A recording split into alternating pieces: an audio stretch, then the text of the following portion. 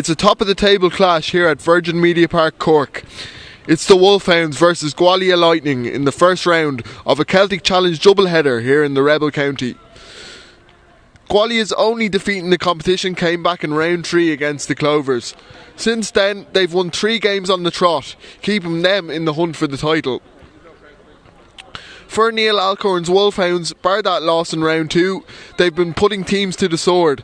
Irish out-half Dan O'Brien has been in top form in this competition. The Clovers wait in the wings with a game in hand. They face Glasgow Warriors later on this afternoon. But first, will the Wolfhounds maintain their position at top of the table, or will Gwalia Lightning get a huge victory on Irish soil? Emer, it's round 7 of the Celtic Challenge doubleheader here today in Virgin Media Park. Exciting times. Gwalia Lightning against the Wolfhounds up first. Yeah, absolutely, hugely exciting. Let alone having 2 games of the Celtic Challenge here, but I guess game 1 being a top of the table clash between Gwalia and the Wolfhounds.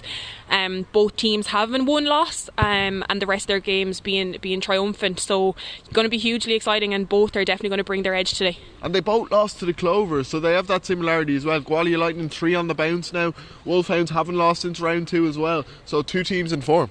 Yeah, absolutely. We are aware, obviously, that the Clovers do have a game in hand, but I think both these teams will be looking to solidify themselves at top of the table. They've both hugely grown since those losses. We've seen them get quite comprehensive wins and really showcase their flair and ability to score tries across the park. I think it's going to be a really cracker of a game today. And we were talking off air about Gwalia and their kind of 1 to 8, like their forward effort so far this season. You've been really impressed by that. Yeah, hugely. I think, Gwalia, what's impressed me the most is their ability to score across the park. We saw their game against Edinburgh. They really went from one wing to another. They've huge pace on the wings as well, which their handling has allowed them to execute hands out to the wings and score those tries. But that's all set up by the platform that their forwards and their packs have given them. We heard from Kat, their coach this morning, that being dominant in the collision area is something they want to focus on. So I imagine we're going to see some really big hits today, and we're just going to see a real edge and desire to score tries. And on that, the Wolfhounds have some real flyers of their own. Aoife Dalton, Ella Roberts, Vicky Elms-Kinlan, an Olympian in the summer. They could do some really exciting stuff as well. Definitely, yeah. There definitely is a bit of a shake-up in the back line at the moment, but the Wolfhounds have shown across the games in the Celtic Challenge this year that they have the ability to score anyone in their back line. So I'm imagining that they'll look to their set piece to set them up, and that we'll see a lot of those back runners running some great lines and hopefully getting over the whitewash as well. And we caught up with both managers earlier on. Here's what they had to say. Another big day here today. You're playing Gwalia Lightning, top of the table clash. What are you expecting from them? Oh yeah, massive. We're looking forward to today. Today's going to be, I think it's going to be quite really competitive throughout. I think a breakdown is going to be really important for us, and we know they're going to target that area, so we're just going to be really disciplined today. They are a very good team up front. They've got a lot of threats. The likes of Macy Davis, the likes of Gwyneth Hopkins. Is that something you've assessed during the week? Yeah, look, we've looked at their threats, and we'll try to look at some areas that we can maybe try and exploit as well. The big thing for us is we stick to our game plan, and we hope that we get some reward from that, and we just need to make sure that we keep the ball. In the back line, you've got some serious options. Ella Roberts shifts to fullback. Aoife Dalton's back in the centre. Dana O'Brien's been on fire this competition. So if you get the ball out wide, you could be dangerous. You kind of got a game plan a wee bit there yourself. No, for us, we just got to make sure that ball retention is really key, and we've got a number of players that are very exciting, and hopefully give them a bit of time and space to kind of get after it. And the way things are looking, if you guys could get the win today, the Clovers are hot in your heels as well with a game in hand. It could come down to points difference at the end of the day. Yeah, we just focus on each game. We just go after the win. We performance first for us, and then get the performance right, and hopefully get the win at the end of the day. Best of luck today. Thank you very much. Kat, your second trip to Ireland this competition, how are you feeling? We're feeling great. It's a really nice, dry, crisp day. We're looking forward to playing some exciting rugby, and we're really looking forward to the challenge the Wolfhounds present us today. And since that round 3 defeat against the Clovers, your side haven't put a foot wrong. You've been doing really well. Really pleasing for you as a coach? Yeah, most certainly. I think we learned a lot about ourselves as a team against the Clovers. We've certainly looked at where we play the game and how we manage it, and I think we're really trying to sort of find our flow and our identity as a team. Up front, you guys have looked really good this season. Macy Davis, Ala Pers and Gwyneth Hopkins all standing out. Those young players that have bright futures ahead of them in West Rugby, you must be really impressed with them. Yeah, most certainly one of our biggest areas to go after is collision dominance, and it's fantastic that those girls are more seeing the fruits of that. And when we look at the top 4 teams on the international stage, collision dominance and our forwards is something that we really want to improve on within Wales, and I think that we certainly have some young players who are paving the way in that area. And have you seen much of the Wolfhounds, and have you looked at any particular aspect of the game that you're going to target this week? I think the biggest thing this week is we remain true to ourselves and the focus remains on us. The Wolfhounds are certainly a well-oiled machine. They're top of the table. They have the ability to score from anywhere. They're certainly threatening, and we're very aware of that. And it's been a lot of our prep this week has been about us and staying true to ourselves and our values and making sure we stay on that physical front and we stay in that battle. Best of luck today. Thank you. And welcome here to Virgin Media Park for round 7 of the Celtic Challenge competition, and it's a double header today. And first up, it's the Wolfhounds against Gwalia Lightning. 2 teams top of the table, and it should be a great clash. And I'm delighted to be joined in comms today by Irish international Emer Carey. How are you? Good, thanks, Kieran. Good to be here.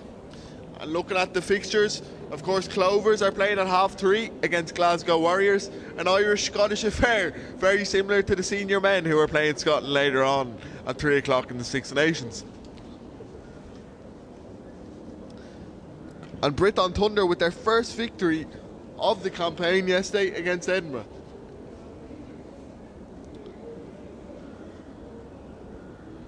So now let's look at the table. The Wolfhounds come into this game top of the table, 1 point clear of Gwalia Lightning. The Clovers sit back in third, 5 points off the Wolfhounds, but it's important to mention that they do have that game in hand. And Britain Thunder's win yesterday puts them into 5th place.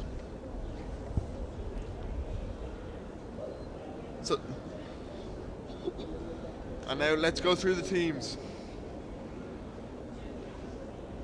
The Wolfhounds have plenty of experience and international experience in the front row. Irish prop Nevo Dowd is partnered by Christy Haney, while in the second row Ulster's Fiona Chute starts, while Brittany Hogan makes her first start at number 8 of the competition.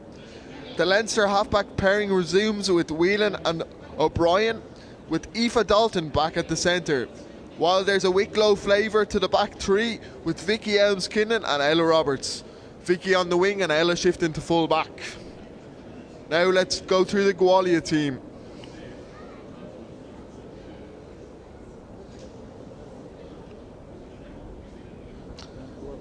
And Gwalia have plenty of talented youngsters in their ranks. Maisie Davis has been one of the best players to watch in this competition, while Ala Pers in the second row is another one for the future in the Welsh jersey. Gwyneth Hopkins is a real leader at number 8, while in the halfbacks, Caris Hughes has been great with the number 10 jersey this season. And on the wing, Courtney Greenway is a real flyer, and she could cause the Wolfhounds some problems if she gets ball in hand.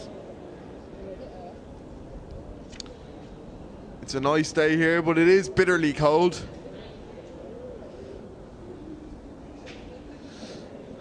And Emer, who are you looking forward to seeing today in action? Yeah, there's definitely a good few players, particularly interested in the Gwalia Lightning wingers. I thought Caitlin Lewis had a great try against Edinburgh in their victory in the last round. You know, she must have ran about 50 metres to score her try. So yeah, definitely excited to see her on the wing. And I think the Wolfhounds will definitely have to be careful not to give her too much space, because she definitely has the pace to go all the way there. And the Wolfhounds have made quite a few changes, to be fair. Erin King, since she swapped over to the 15, she's been unreal to watch, hasn't she? She has. You know, the pace and the power that she brings to the back row is exceptional. I think from a scrum, the Wolfhounds are aware of that and have tried to utilise her power and pace. Her fend, you know, has been something that a lot of defenders have been on the end of as well. she's managed to bag herself a nice brace of tries as well. So I think, she's definitely just adapted to the game so well. Hasn't played a huge amount of 15s, but that doesn't show out on the pitch at all. So definitely one who's putting her hand up for selection and is a crucial kind of link between her forward pack and the backs in this Wolfhounds team. And you did your homework before this game. You were talking about Gwalia Lightning and how good they are up front, especially in that front five. Yeah, I think what impressed me the most, and I mentioned it a bit earlier as well, is Gwalia's ability just to score across the park. They had a very strong maul against Edinburgh, and Edinburgh have a good pack as well, so that strength of the maul definitely can't be underestimated. I think it was Shan Jones, the number 9 for Gwalia, who scored that try off the maul, so I think we'll definitely see them looking to take those opportunities today, looking to kick to touch and set up a nice platform. I think their handling has been exceptional as well, and even watching the Gwalia team warming up today, the skills that they have just allow them to manipulate the defence and get into those wide channels. And again, with a dry day, albeit cold today, I'd be looking to see them having a high standard of execution just to give them a platform again for their wingers or their wider backs to score some tries. And Gwalia's only defeat, like we said, came in round 3. It was against the Clovers in Belfast, but they've improved a lot since that game. Absolutely, and I think it's notable that both these teams, their only defeat of the campaign this year has been against the Clovers. So they're both very high standard of teams. They both will have learned a lot of lessons from those games, and both coaches even mentioned it that their focus for today's game is just on themselves. So I think it's going to be a very interesting game to see. I think both teams have quite different tactics. I think the Wolfhounds score a lot of their tries from set piece. Even if you look at last week's game, scoring 10 tries, but 6 of them actually coming from either the scrum or the line out, versus a Gwalia team who perhaps score most of their tries from gameplay. So definitely they're going to be attacking in different areas, and it'll be interesting to see how they've reacted and done their work to try combat each other's strengths. And Gwalia Lightning make their entrance, being applauded by their substitutes, captained by Bronnie King today, the number 6. And we're just waiting on the Wolfhounds to make their appearance. And here are the Wolfhounds.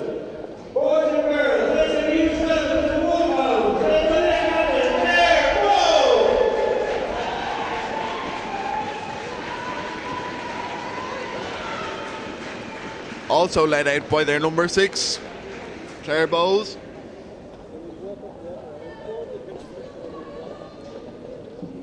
Paddy Sheehan is the man in the middle today.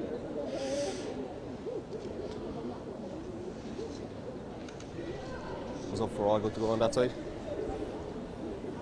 And Dan O'Brien will get us underway.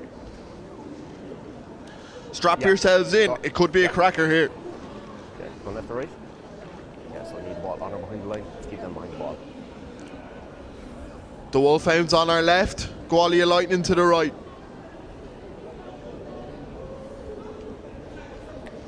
O'Brien just waiting for the final orders. Are you ready? Happy? And we're off. But that's an early error from Gwalia Lightning and a chance for the Wolfhounds to build something from the scrum. Not the ideal start for Gwalia, Emer. No, and I know it's Jenny Heskett's first start this weekend. She came off the bench last week against Edinburgh, so she'll be a bit disappointed with that. But look, both teams will just be looking to settle into this. The Wolfhounds will be very happy. They've gained 20 metres there, and they're getting a nice set piece like they like. So be interesting to see. They'll probably do a training pitch move off this. Bind! Set! Katie Whelan with the feed. They keep it at the back. Here's Hogan, her first charge of the day. She tries to find Whelan, but that pass doesn't go to hand. And both teams make early errors. Yeah, again, they'll definitely just want to settle down. there'll be a degree of nervousness and energy. Both teams are highly aware that this is a top of the table clash as well, so we'll wait and see them settling into the game. Jones with the put in. Close. Point. Set.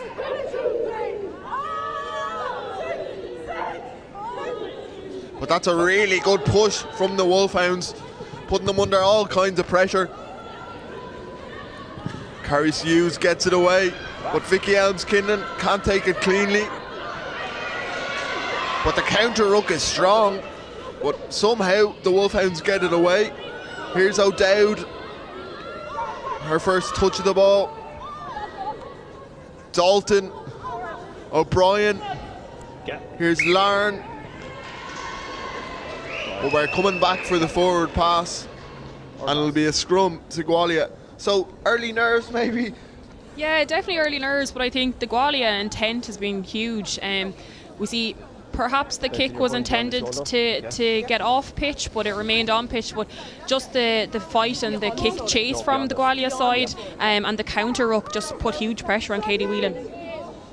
But that's what we want to see. We want to see real contest. Two teams going hammer and tongs at each other. Yeah, and I imagine they want to be the first team to put some points on the board just to settle it down. To the centre, she brings in Webster.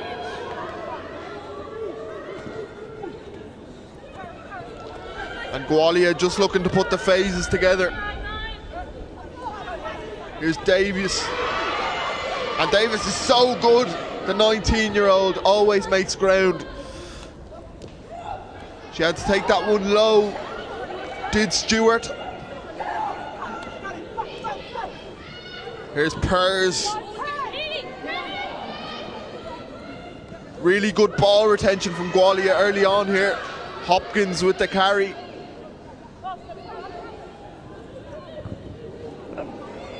Hughes looks to poke one behind, but Wolfhounds get the block on. But Gwalia still have Jones. Looks for a bit of room, but Ella Roberts has the space covered. But she can't find the pass, and Gwalia will be happy with that. They will, and I think throughout those phases of play we've just seen the dominance in the collision area that Kat, the head coach, was speaking about with us earlier on. I think, notably in the last round the Wolfhounds had about a 22% missed tackle rate, and we just see with Gwalia targeting a more dominant collision area, they're getting those soft shoulders, or they are winning that contact zone. So I'd really like to see the Wolfhounds kind of just stepping up defensively to shut them down. And their first visit into the 22 for Gwalia. But as I say that, they knock the ball on, and it's a chance for the Wolfhounds to find a reprieve.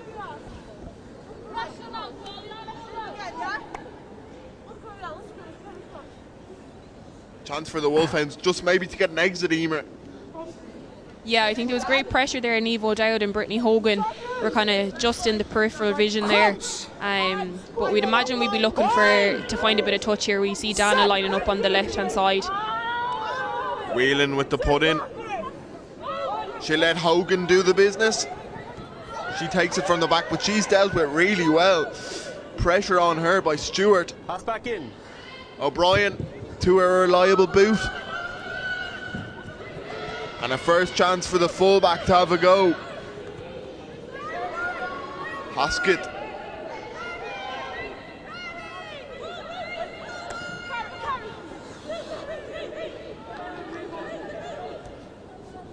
Gwalia settling into this game. Here's Carys Hughes.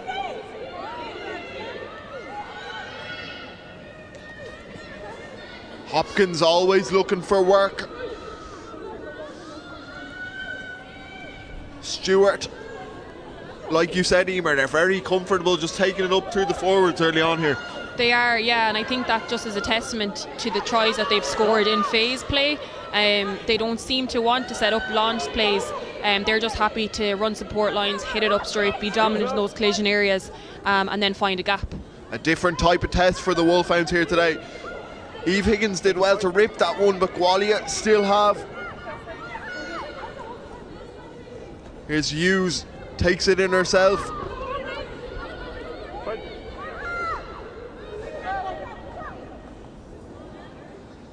to Napoli.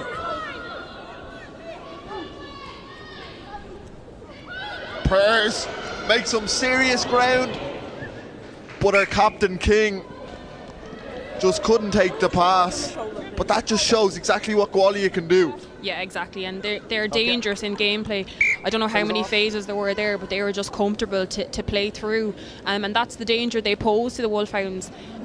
Defensively, I think the Wolfhounds have relied a lot on their attack, so whether this game will be a step up in their defensive efforts and just their need to have seriously good, effective communication, filling the pitch, making their first up tackles just to stop this Lightning team. But from covering that game against the Clovers in round 3, I noticed myself that Gwalia didn't always back themselves in those collisions, but there does seem to be that confidence here today. I think so. From that loss, they've had 3 comprehensive wins. It was tight enough in round 5 versus Edinburgh, 29-27, but that would have given them equally confidence off the back of that. They then had a comprehensive win in the last round against Edinburgh, 26-5. So they do seem to have grown in confidence. That will give them a boost collectively as a team, and I think it's showing in the way that they're playing, their running support lines. They're happy to give those offloads. May not have paid off there now, but who's to say that if they do go to hand, that can be dangerous. Interesting to see Karis Hughes nursing a bit of a knock there. Will she be able to continue? She's going to try anyway.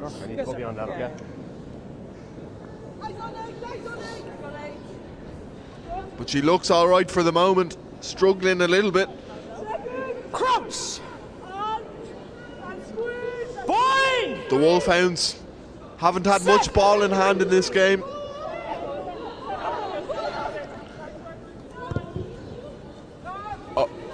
O'Brien puts more pressure on Haskett, and she spills that one. That's a frustrating one for her. Yeah, it is, and the unfortunate side of that is as soon as Dan O'Brien sees that, it just encourages her more to kick down that channel. The Wolfhounds are just looking to play in the right areas. They didn't want to keep the ball in and around their 22, so it's a good outcome for them, but unfortunate, for Jenny Hesketh. And it's an opportunity for the Wolfhounds in opposition territory, and a chance to see that back line in action perhaps. Definitely, Vicky Elms-Kingling out here on the right wing, she has a lot of space, the guts of about 20-30 metres, so it'll be nice to see if they can get the ball in hand to her. Here's Higgins, out the back to O'Brien, Lauren off her wing, Roberts to her Wicklow teammate Elms-Kingling, and Elms-Kingling doesn't want to go to ground, just inside the 22 now, the Wolfhounds. Erin King on the boost. O'Brien.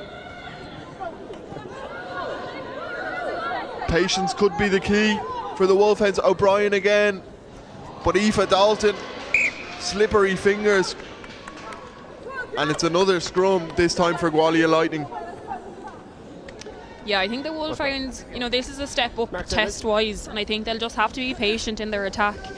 It's not going to be a case that they're going to score kind of first phase, so they're just going to have to settle it down and be happy to play through the phases. But these are the type of games that they can take more from. Instead of putting 40, 50 points on a team, these are the real tests that you can really look at, you can really analyse, you can see what worked well, you can see what they struggle with. Definitely, and they're the games where they need to come together and really... And look at that scrum from the Wolfhounds. What a response. Flexing their muscles and winning the penalty. And it might be a chance for O'Brien to poke this one into the corner.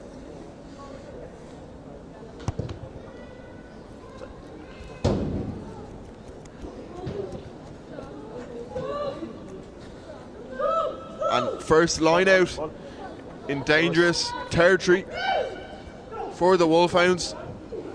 And the take is good from King. The maul machine is purring. There's bodies underneath it, and they've done really well there, Gwalia Lightning.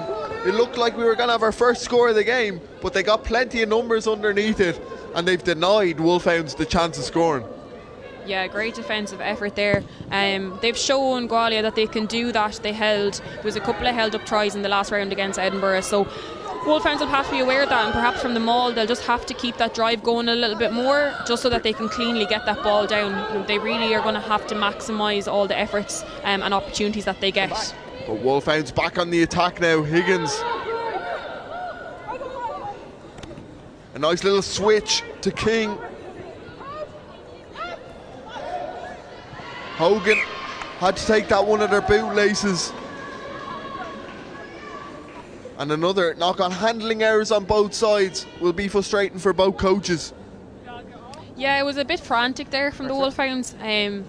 After showing their dominance in the scrum, getting held up, I think they're feeling a bit nervy about having to get something on the board from being in this zone of the pitch. So look, we'll see what happens in this scrum. Will they push it over again, or will Gwalia be able to hold up? Gwalia will want a cleaner set at this scrum. I need you to control your bind as well, okay? Slow down, listen to my call. Macy Davis wasn't happy with something there.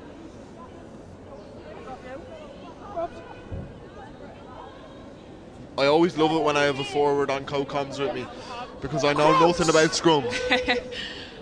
Well, now my head does be shoved in gaps a lot of the time as well, so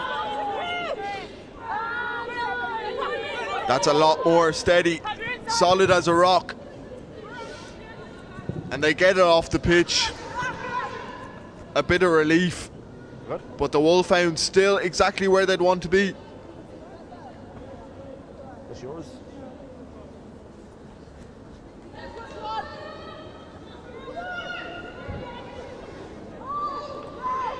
Another good take at the line out.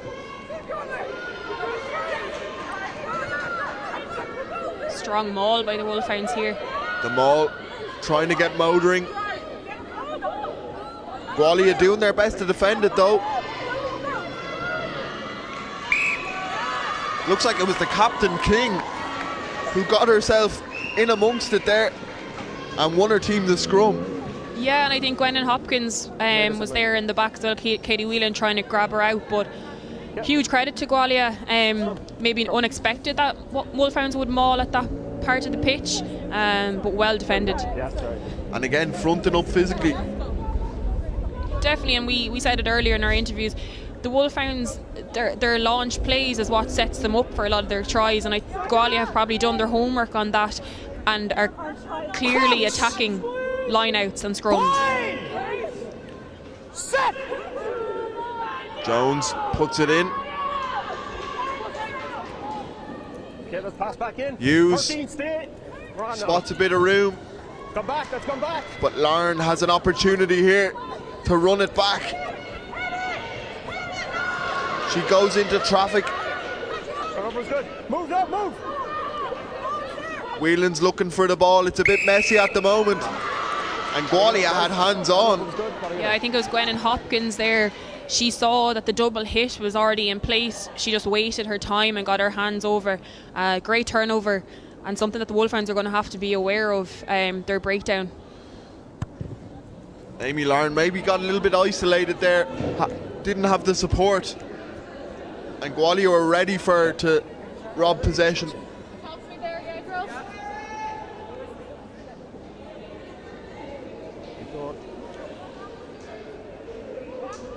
Davis just giving her Hold. last words to the hooker Wakely, but we're going to have another go at this. On the mark. Yeah. Yes.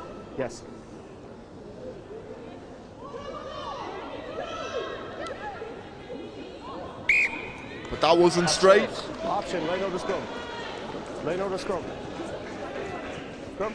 And the Wolfhounds will have to put in at the scrum. Yeah. Just short of halfway. It's a cagey one, this, isn't it, Emer? Yeah, I think both teams are kind of just trying to suss each other out and put the pressure on. I think Gwalia have recognised that if they can cut the Wolfhounds down at source, be that the scrum or line out, that will affect their try scoring game. Interesting there, I don't think I've seen the Wolfhounds attack a defensive line out as well as they did there, getting the fruits of it with a not straight throw in. So I'd say that's an area that they've identified as well. Whelan. Crouch! Bind! From the sunny southeast, Katie Whelan. In Wexford. And they get the penalty again at the scrum. Their second of the day, the Wolfhounds. Yeah, I think it was Maisie Davis just went straight down on her elbow. That's why it's great to have you and comms. I had no clue there. I think. I'll watch the replay.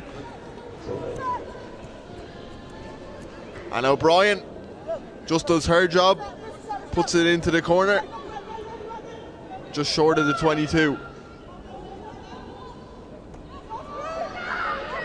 Another good take at the line out. Hogan to Whelan. Come back. The back line try and get moving now. Ella Roberts. But they're doing a really good job at the minute, Gwalia, to slow down the ball, but illegally so, and Whelan's not waiting around. She brings Hogan into it. Here's Higgins, tips it on to Aoife Dalton. Whelan goes down that short side. Vicky Elms-Kinlan is there. You can hear the comms there from Gwalia saying hold it up, so they know what they need to do. A bit of a struggle to get to ground at the moment. And what an effort by Gwalia. Showing their power, showing their strength. And they're a totally different outfit from the outfit I saw against the Clovers in early January. They are, and there's serious defensive efforts when it kind of comes into their 22 or even within their 5 metre line. We've already seen, we're 16 minutes in and we've seen them hold up a try over the line, holding up a maul there as well. So, hugely impressive defensive efforts by them. They might look for an exit here though. Get it in and get it out off the pitch. But again, the Wolfhounds come, but this time the penalty favours Gwalia. I understand what the Wolfhounds are trying to do. They're under pressure to win that ball back, and they do have a dominant scrum, but they need to make sure that they are driving straight collectively as a pack, so they don't give away a penalty like that. Maybe just a bit of greedy to score that try maybe there, and trying to push the situation. Well, look, they're in an almost identical scrum scenario to the previous one that they did push over, so you can forgive them. Wakely finds her captain, and now they get moving. The hooker has it at the back. She takes it off. Wolfhounds try and get hands on, and they do. Some really good work there from Fiona Chuth.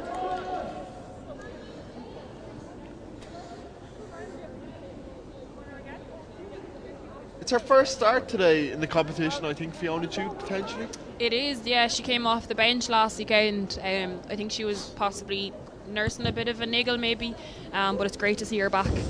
Hugely important role she played in the Celtic Challenge in the first year when the Wolfhounds won, so good to see her back starting. Fiona Chuth has had quite the journey in rugby. Started out as a winger fullback and was a top try scorer in the AIL for a long time for Old Belvedere, her club, but now she's getting her Irish honours as a forward. Yeah, I think Fiona actually was originally an athletics background. I think it was possibly the shot put she was doing, and I was in the athletics world back then as well, so the two of us are meeting again in the rugby world. It's a tackle, let it go, good. And Gwalia get it to ground. Napoli lining up. Maybe just creating a path for an exit here. Davis. And Jones takes it on herself. Roberts trying to stretch the legs, but she's swallowed up. Pause it, it's good. And the competition at that breakdown at the minute is fierce. It is, and we can just see the dominant collisions that we've talked about before with Gwalia. Every metre that they make in the positive collisions is just getting them further up the pitch, so they'll be hugely happy with that. Well covered by Caris Hughes there. But O'Brien engages in the kick tennis with her opposite number. That one has a tricky bounce. Huge pressure here by Niamh O'Dowd. Great kick Haskett's chase. under pressure. O'Dowd after her. And Erin King. She's not a player you want hunting you down. And she saw the ball, she got her paws all over it, and she wins a huge penalty for the Wolfhounds. Exactly, and I think it just goes to show the importance of your work rate off the ball. And that's a prime example of the efforts of Niamh O'Dowd, Erin King, and the whole Wolfhounds kick chase. It puts that pressure on, and now they're getting the benefits of the turnover. This is a huge line out coming up. Can they break the deadlock? Kennigan, first job, has to get her dart right. And she can't do that. And it's relief for Gwalia for the moment. Anyway.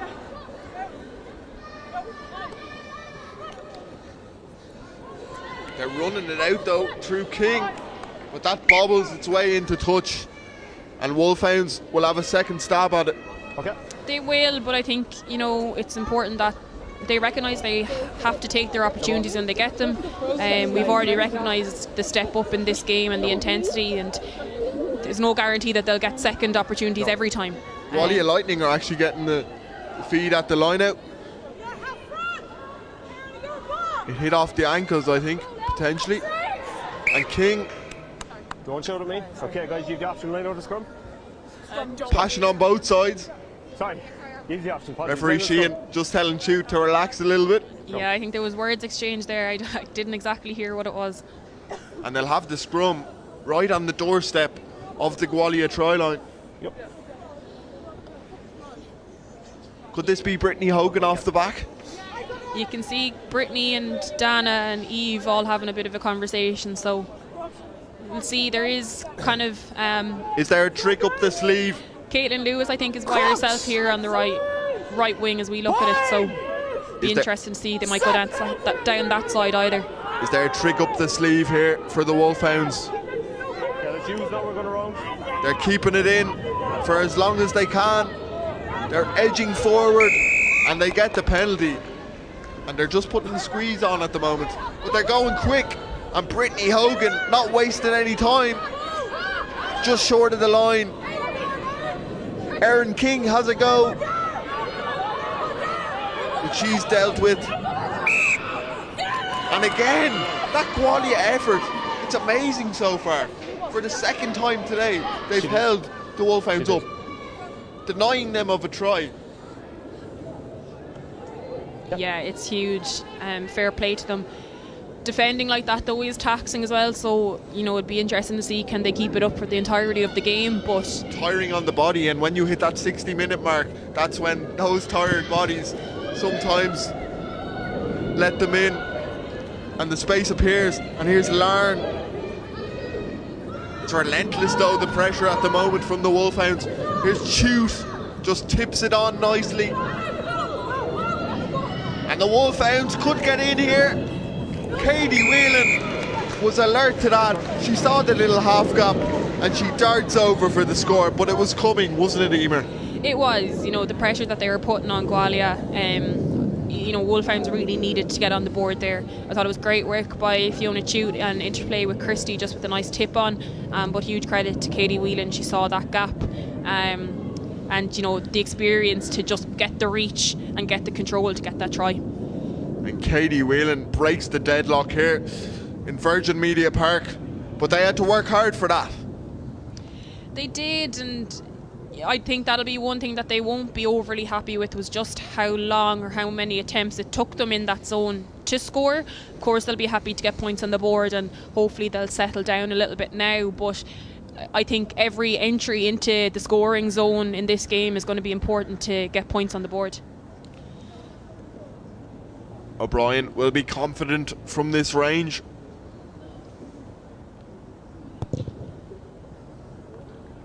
She adds the extras, and 7-0 here with just 25 minutes gone on the court clock.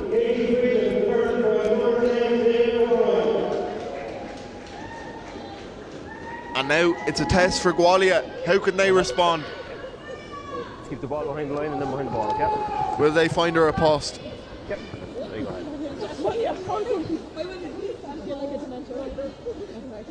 A real physical encounter though today so far. The restart going all over the place, but it bounces in the right direction for Gwalia. And here's Davis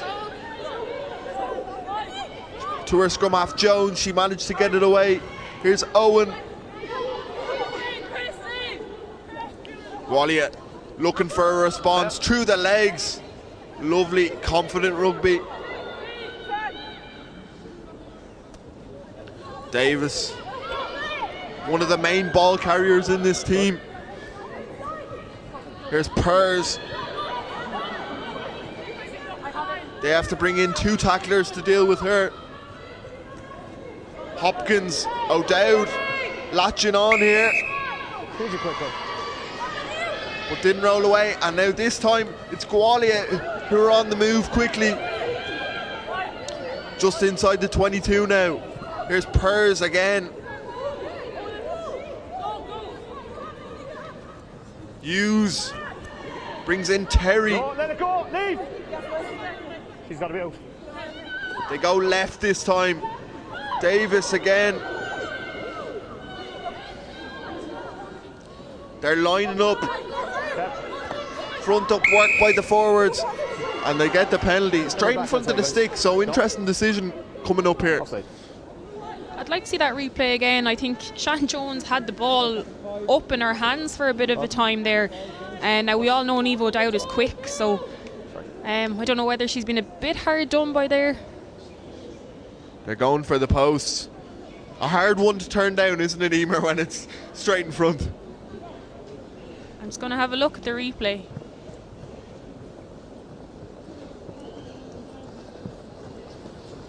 Like, yeah, you can see that Shan Jones has it up in her hand for a good length of time. But look, I think Gwalia just want to get 3 points on the board, kind of narrow this margin, settle themselves as well.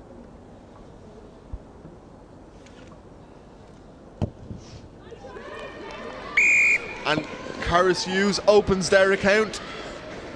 7-3 the score. 28 minutes gone on the clock.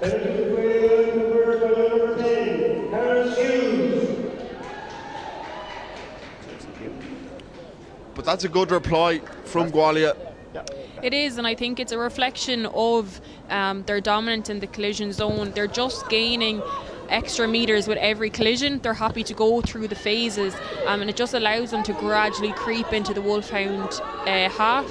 The Wolfhounds need to be careful with their discipline, because you know, if every penalty is in a kickable zone, it just allows Gwalia to stay in this game, to narrow a margin, and possibly even go ahead if it comes to it. Who's going to claim that ball? It's in Gwalia hands, and Jones spots that there's nobody in the backfield, and that's a really good touch finder from the alert scrum half. Yeah, really clever from Shan Jones there, and I think it just shows her experience. You know, she knows that there's no one back there. Ella Roberts was just back by herself, and yeah, great touch finder.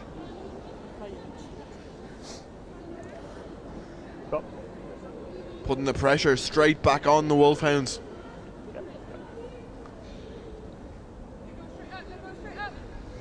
Shoot goes up, but again the line-out's messy, but this time it lands in the hands of their tight head. Shoot. But they're not making much ground at the moment, the Wolfhounds. Davis up in their face very quickly, and they get the penalty, Gwalia Lightning. And that aggression in their line speed really paying dividends at the moment. Absolutely, and I think they're they're conscious of where they are on the pitch. If they get that ball back, they're the dominant team and in the dominant field position. So Wolfhounds will just need to kind of go back to basics, secure their own ball, get out of their own half. Yep.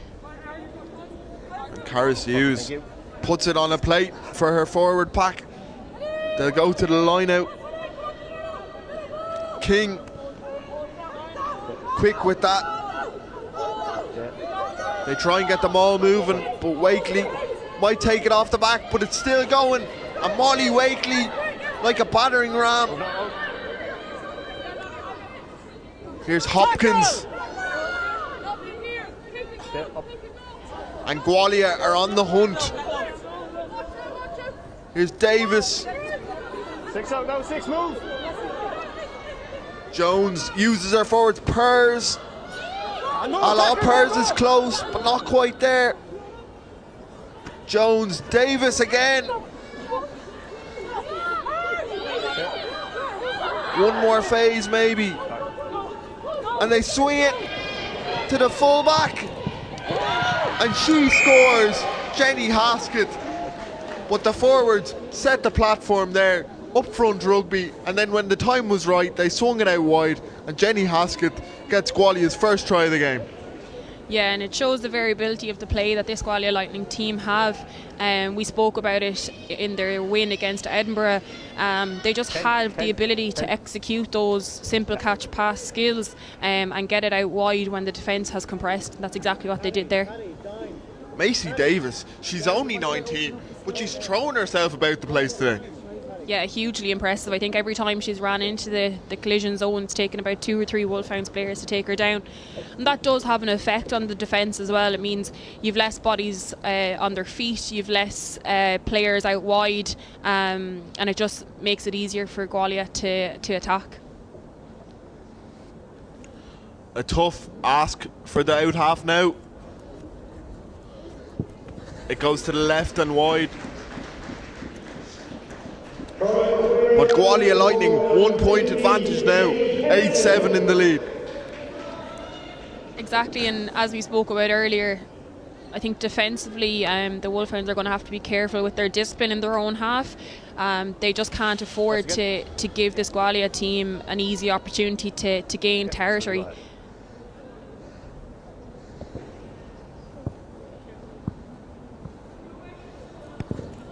O'Brien gets us back underway here.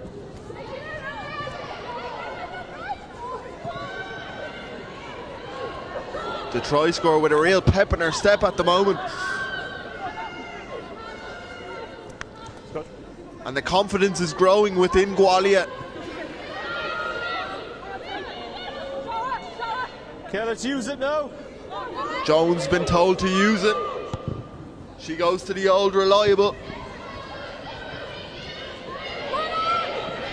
Elms Kinlan takes it, gives it to O'Brien. She sticks it high into the sky. And a knock on there by Terry. You're not near them. And Dan O'Brien, she puts up those high spiral kicks and it causes all sorts of problems. Okay. It does, and she's a huge variety of kicks as well. And I think that's the threat she poses. There was a number of Gwalia Lightning players back. You can see kind of 3 or 4 of them there in the replay. So they're anticipating that kick, but just the knock-on allows the Wolfhounds to gain that bit of territory.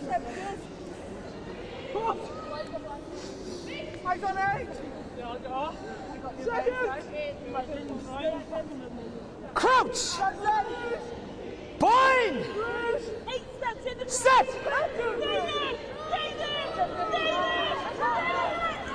O'Brien to Higgins, and Higgins goes, almost goes through the half gap.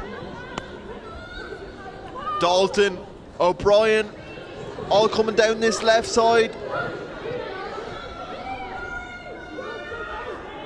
Here's Hogan now on the charge. Here's O'Dowd, and O'Dowd still going. Chute is next in line. Hogan hungry for a try, but you'll have to wait a little while longer. Here's the hooker, Clennigan. And Maeve Clennigan with the score. But Brittany Hogan ever involved in the build-up. Yeah, Brittany and Niamh O'Dowd, even in the phase prior to that, absolutely great drives, great low body height, continuing the leg drive, driving through the contact zone as well, just setting that up for Maeve Clennigan to go over. Niamh O'Dowd, like you said, brilliant. It was her break that really got the wheels in motion. Absolutely, and then the Wolfhounds just playing on that momentum. We could even hear up here in the box the shouts from the Gwalia defence to fold around, so they were under pressure, and if the Wolfhounds can just keep playing with that momentum, playing on top of the defence, they will pressure this Gwalia side. And they scored just underneath the post, which makes it an easier assignment for O'Brien. She obliges, and the Wolfhounds are back in the lead.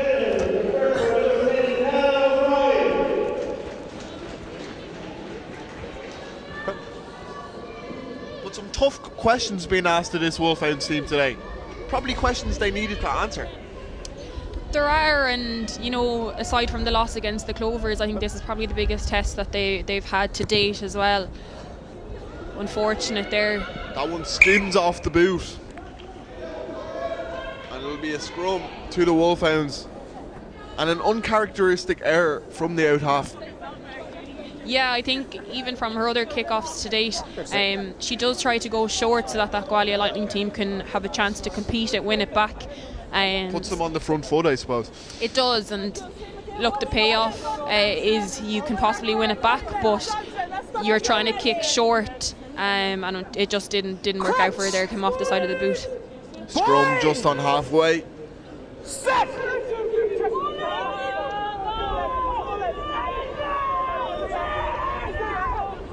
Whelan to O'Brien. She looks for touch. There's plenty on that, but Haskett just touches it down. I always wonder in those scrum situations, it's almost like Whelan's tapping Hogan on the back to say, are you taking this one or am I taking this one? Yeah, I mean, when you have a pack that strong, you do have to, it's a fine line between giving it the moment to see if they have the momentum and if the scrum is moving forwards. But they'll be well used to playing with each other. That one lands into the hands of Hogan. And now the Wolfhounds are on the front foot. Here's Elms Kinlan. But the pass was forward. Hey, John, so can you give me a ball there? No, you're fine, it was the right call. That's the thing about those goal line dropouts. It does invite the attacking team to come straight back at you. It does, yeah, but I don't think Jenny Heskett really had much of a choice there. Amy Larn had really done a great kick chase on Dan O'Brien's kick, so just unfortunate, but there was no real option for Gwalia from that kick. Crouch! Just a couple of minutes left here in the first half. 14-8 the score. And again, the Wolfhounds have turned this against the head. What an effort from their forward pack. And Vicky Elms Kinlan steps back inside.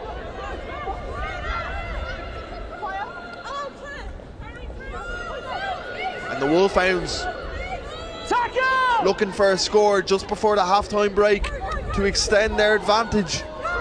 Hogan spinning around, looking for every metre. And here's Erin King. She's a machine.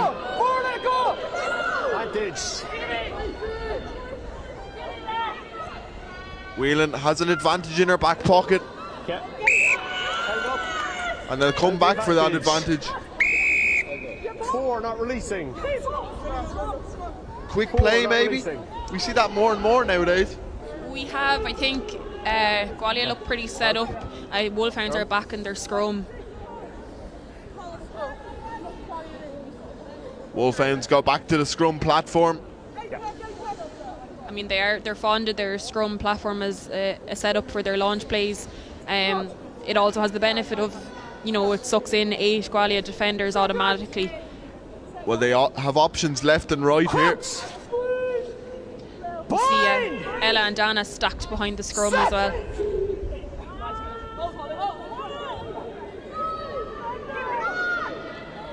Hogan takes it off the back. She gives it to Whelan. That might have been stolen, and it was. And I think it was from Webster, the centre. It was, yeah, Kelsey Webster getting the credits there. I think Katie Whelan just got a bit isolated. Not the right decision, maybe. No, you can see there was a good bit of time or distance between herself and Clean Nikunkova was the next Wolfhounds jersey near her. Okay, 11 wide, tackle in the air. Tackle in the air, 11 wide. There was a tackle in the air there by Amy Larn. That's time now, yeah. So Gwalia get the penalty, but they're just going to kick it off the pitch for the half-time whistle. 14-8 the score. And it's been a real contest here today. Katie Whelan opened the scoring when she got the try. Gwalia replied. And then Maeve Clennigan put Wolfhounds back into the lead with her try. So 14-8 is the score. And any final thoughts before we head into half-time? Yeah, I think the Wolfhounds finished strong there, and hopefully they come out strong in the second half as well. I think they do get their confidence up when they get a few points on the board. I think unfortunately they haven't been very efficient at getting points on the board when they have been in that scoring zone, so it'll probably be an area they'll talk about at half time. Gwalia can be hugely happy with their defensive efforts. As we said, it definitely is tiring, so they'll try to get a bit of energy replenishment on board at half time as well, but I have a feeling both of these sides will come out all guns blazing for the second half. Jenny Haskett with the score for Gwalia Lightning, but we're going to come back to the highlights now. And like you said, the Gwalia defence, that was the first time they held it up over the line. The maul was mouldering, but Gwalia had the numbers on the ground. Yeah, and it just keeps them in the game. It gives them confidence boost that they've prevented the scoreline getting higher than it was. And then they did it on the second occasion here.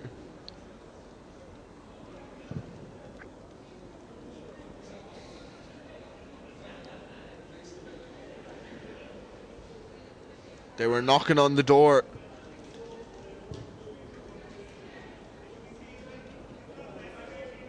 But the Gwalia effort has been massive today.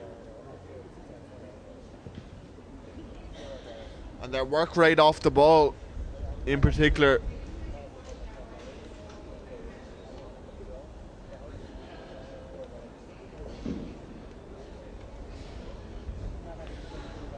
But then the Wolfhounds did break the deadlock.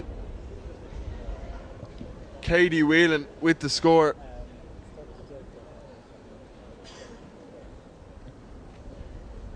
Yeah, very clever seeing that gap, being aware to it. And then with the control and that reach as well, which isn't easy. You have to get two jobs right. Well, your body momentum is driving you forwards, and there's a lot of other defensive arms just in the reach there as well, but she does exceptionally well.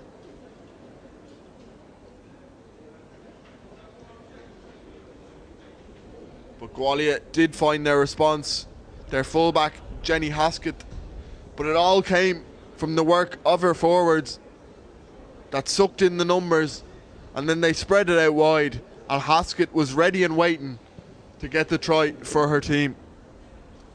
She was, and she had lovely dancing feet there. I think just kind of checked Vicky there on the wing a bit, got outside her shoulder and a nice little pirouette to get over the line. But the Wolfhounds didn't have to wait long to regain their lead.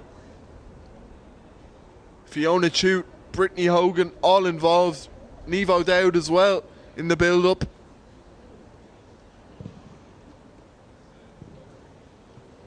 But on this occasion, it was Maeve Clennigan who got the score, the hooker, and put the Wolfhounds back into the lead.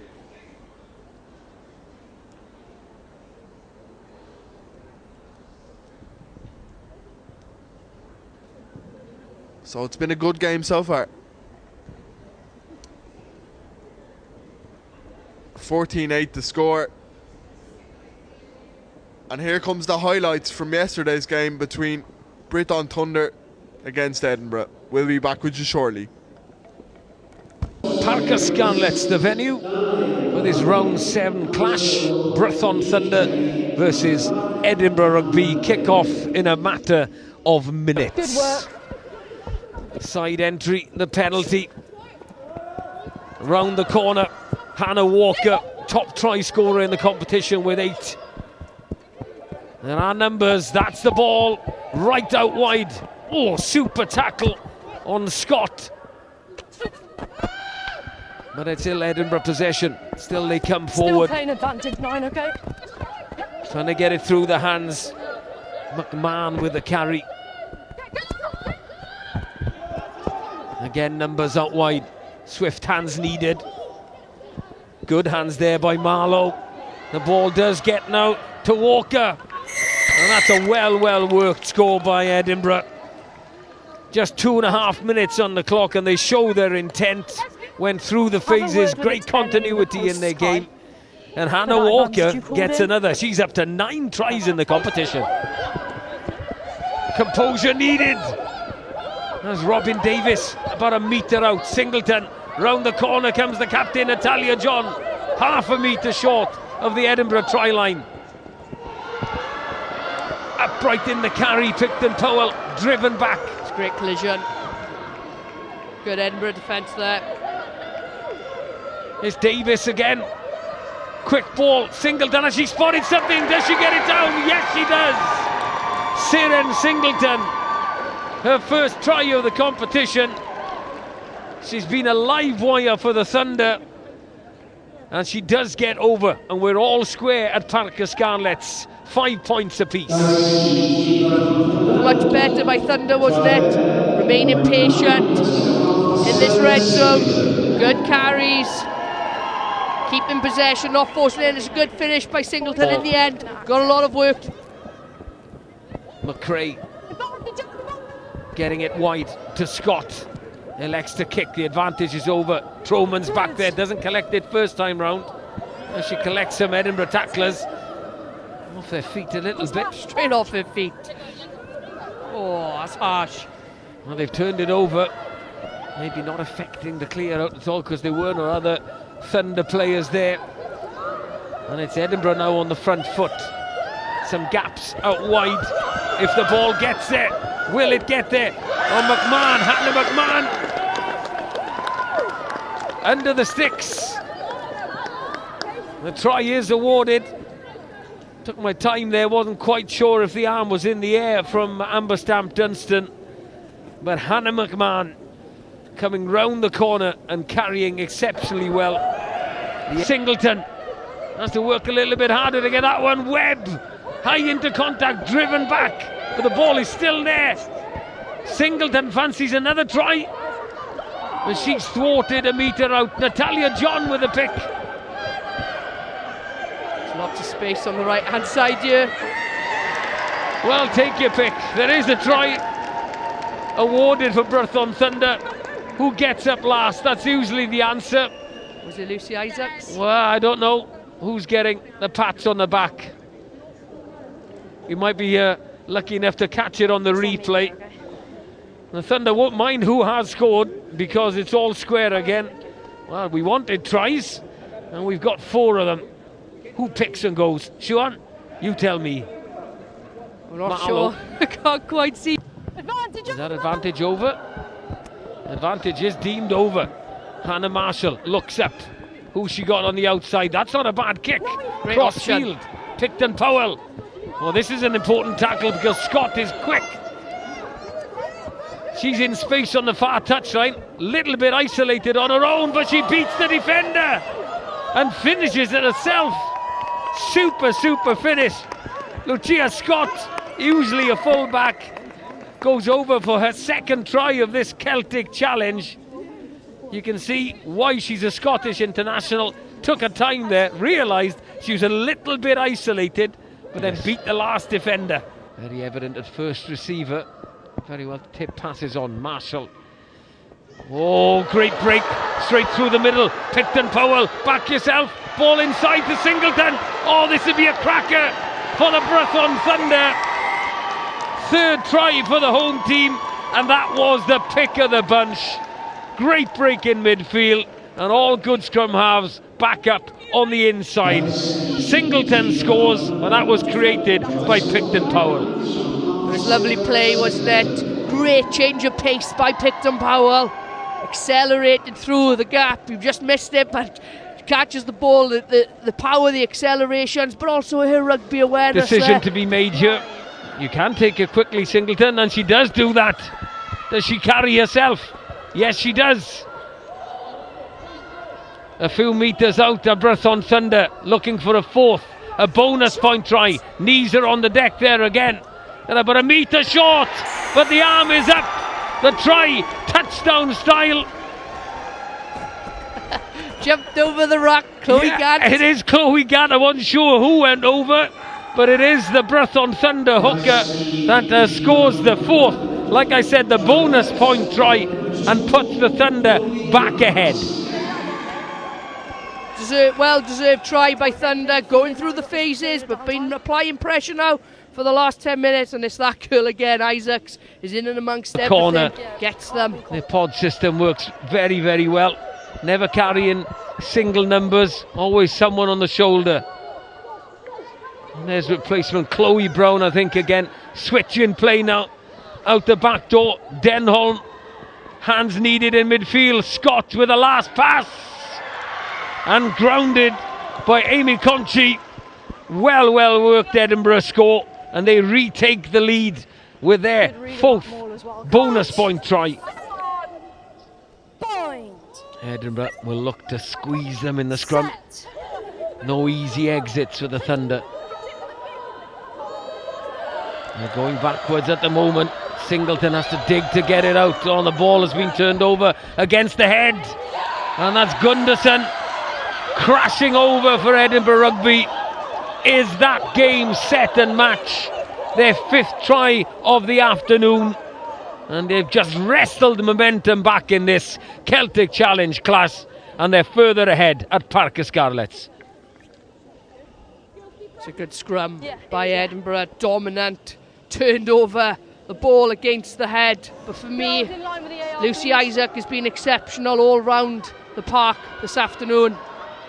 From contact area to carrying to being involved in the line out. She's been exceptional all afternoon.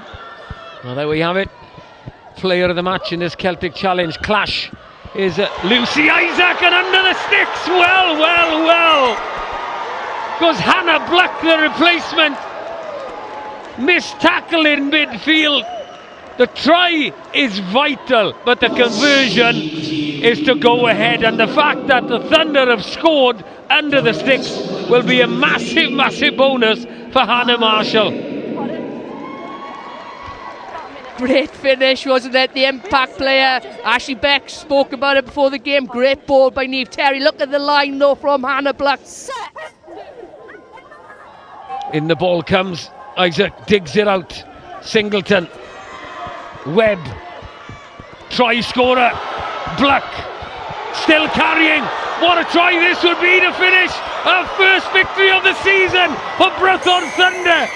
What an impact by the replacement, Hannah Black. That's what you get having international quality on the bench. She scores a try under the sticks, then caps it all off with a great solo finish. What a score, a sixth try for Brython Thunder. Great solo finish, like you said, but learned their lessons. That's probably the most pleasing thing from that Thunder side. Isaacs, ball in channel 1, gets the ball out early to Singleton, to Webb, and then the powerful speedster, Blucky, with the fend, beating two defenders, and in at the corner. But it just shows as well, Reese, how important. I know it's international players on the bench, but bench players are just as important. Slightly more difficult kick for Ellie Tromans. Can't turn that one in. But the final whistle does go at Parc y Scarlets. What a dramatic climax. And you can see what it means to the Brython Thunder collective that are here today. Supporters, squad, staff members. That is their first victory of this Celtic Challenge. They've had 2 tough trips in Ireland on the road, but to get a win at home, it feels good today. There's confirmation of the full time. Breath on Thunder beating Edinburgh Rugby in a cracker in the Celtic Challenge. It finishes 38-32 to the home team. And we're back for the second half here in Virgin Media Park. Wolfhounds 14-8 in the lead against Gwalia Lightning. And it could be an interesting 40 coming up, Emer. Yeah, definitely. I'm excited to see kind of which team puts their stamp on this second half first. Gwalia ended with a good amount of defensive effort, so is that fatigue going to impact how they start this half? Wolfhounds need to maybe extend their lead a little bit more to assert their dominance on the scoreline. Caris Hughes gets us back underway for the second half. Nevo Dowd takes it in.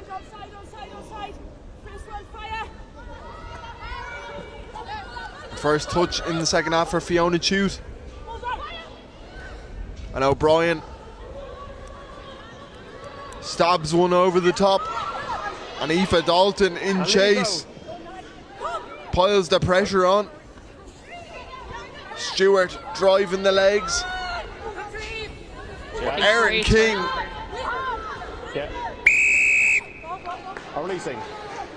You can't show it to her, because if you do, she'll gobble it up. No, hugely impressive turnover and really important as well.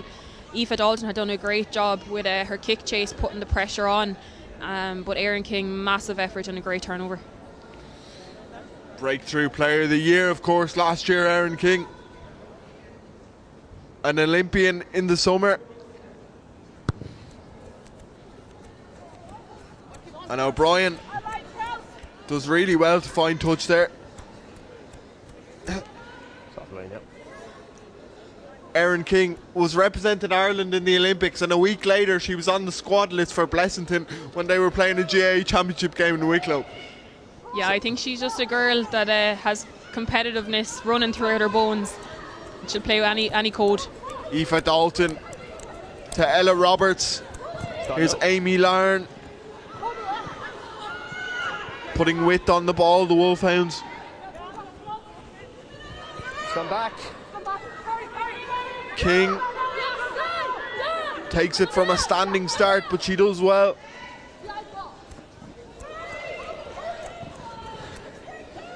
The captain down that short side. But the line speed from Gwalia at the minute,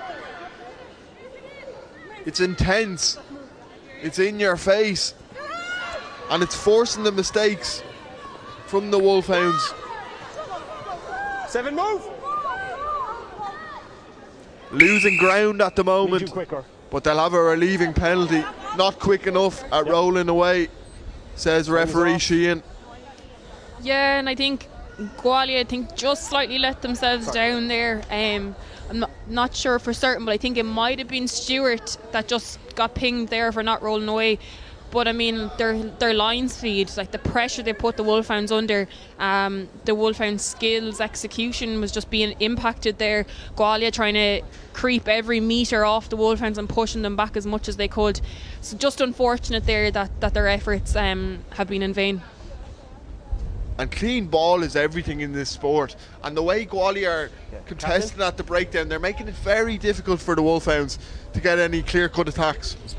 Yeah, and they're putting Katie Whelan under a lot of pressure, and then even their outside backs just hunting up very, very high is putting maybe the first receiver or that pull-back pass under pressure as well. It's just meaning that the Wolfhounds can't set anything up or don't really have much options. Interesting to see King just having a little word with the referee. Maybe looking for a bit of clarification.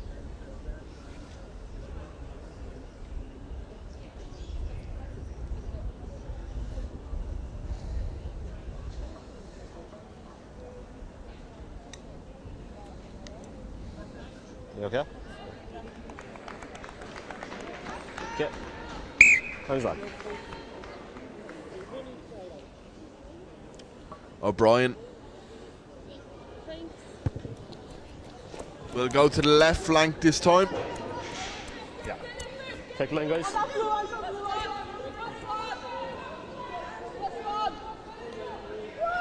Flanagan with the try before the half-time break.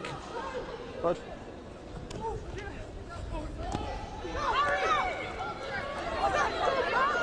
High tackle in there. Penalty advantage to the Wolfhounds. Yeah, penalty advantage, high tackle, 7. Now you have penalty advantage. This is good play from the Wolfhounds. The attack flowing a bit better. There you go, no advantage. But Owen got her hands on it, but they have the advantage to come back to. Yeah. It was a high tackle from Stewart. And O'Brien 7, high tackle. might go back to that corner. Same again.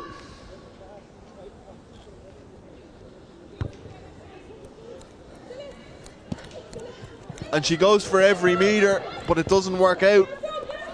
And Hoskett gets it away. And that's a good clearance kick from the fullback. Yeah, great awareness by Greenway to get herself off her feet and kick that ball back in. Just means that the Wolfhounds lose 10 metres. That's the risk you take, though. Out halves do it a lot. They go for every metre on those kicks. When it works out, it's brilliant, but when it doesn't, it's frustrating. Yeah, 100%. Whelan, she's caught around the ankles.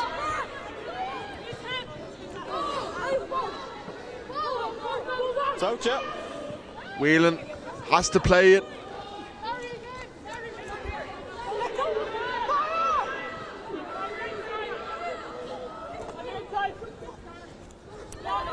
But again, Gwalia not making it easy for the Wolfhounds.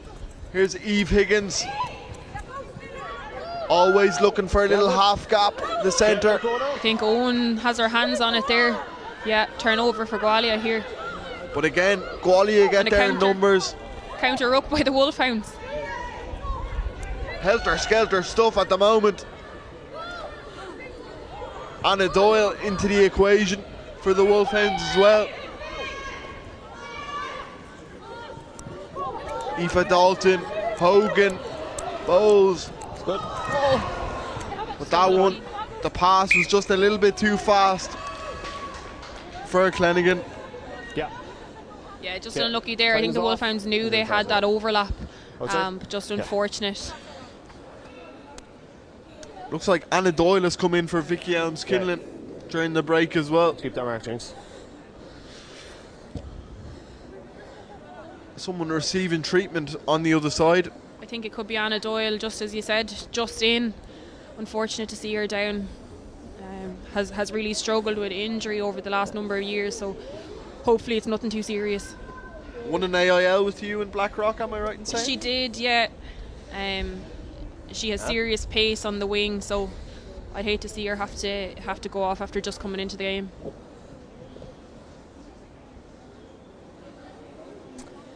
She's going to try and run this one off though.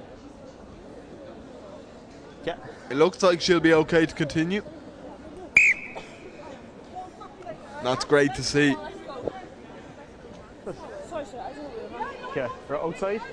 Also, Katie Carrigan is on the bench for the Wolfhounds. Announced herself on the big stage last season in this competition. Got her place in the Irish squad from her performances. Crouch! Bind! Set! And here comes the squeeze from the Wolfhounds, piling on the pressure, and Jones will want to get it off the pitch. And it took a touch in the process.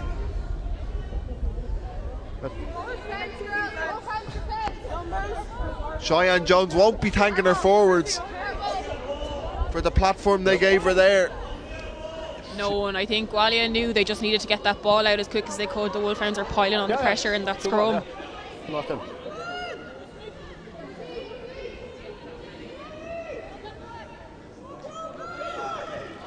And they're short with the line out. Haney to O'Dowd. That was a crafty move at line out time from the Wolfhounds.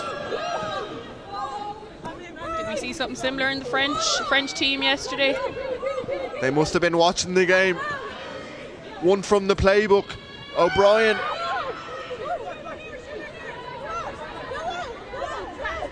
Rumbles at the ruck though. Lots of players coming through. Hogan. There's only 2 Gwalia, 2 or 3 on that, Eve that right Higgins side. finds Roberts. Roberts might go herself. Release. She gets close, but they'll set it up. Erin King looks to power her way to the line, but they'll have another go at it. O'Dowd. But it's another hold up, and 3 is the magic number. Gwalia do it again. Yeah, you see Maisie Davis coming up with the ball there. Hugely impressive again. The Wolfhounds will be disappointed, but look, we'll see what happens from this dropout kick. And you'd wonder, would that change the strategy for the Wolfhounds in those close encounters? Because Gwalia seemed pretty comfortable for them to keep it in tight and challenge them up front. They do, and they really are compressing. I wonder if the Wolfhounds should kind of go wide that phase earlier. O'Brien. Hogan. Ready to charge.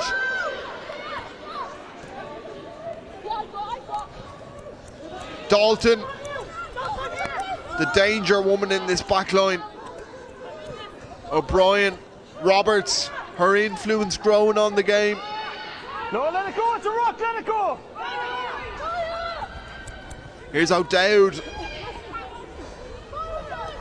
Right, it's released. Great work for her showing her release, get up and go again. A modern day front row. Dalton. Roberts. Clennigan fires that one. Yeah, scrum line out. Yeah, you can see her put her hands up there.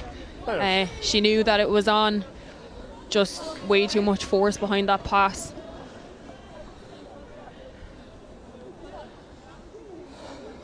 It's interesting. Ella Roberts is coming into the line a lot more in the second half. She is, and its benefit is that it's given the Wolfhounds that extra body. We see on 2 occasions there the Wolfhounds have had that extra player out wide undefended. So it just goes to show that work off the ball, how effective it can be. Gwalia using their maul to create the path. But the pass was a little bit ahead of the player there. And the Wolfhounds will have a scrum inside the red zone. Okay, number 3. Substitution. 9, 15. Christy Haney is going off here possibly.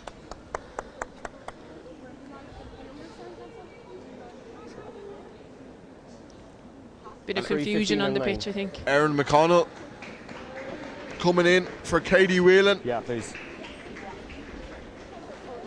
Erin McConnell was captain for Wicklow when they won the conference title in the AIL a couple of years ago. Okay. Talented scrum half. Okay, all the subs on. She's been a little bit unlucky with injuries, Erin McConnell. She was involved in the Leinster setup, just got a bit of a niggle to the hamstring that ruled her out for the Interpro series. But she's a very quick distributor of the ball, which really helps the Wolfhounds play on top. She's also quick to the breakdown, and we know now kind of the timing of distribution from the breakdown area is key. So it'll be interesting to see how that pans out. Katie Corrigan is also in. Ella Roberts Crouch. on the bench now.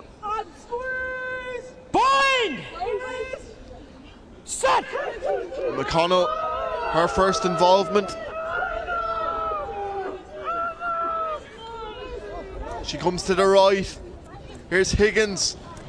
She finds Dalton on the short line. Control that inside. This is quicker ball for the Wolfhounds at the minute. McConnell dishes it out. Tackler move.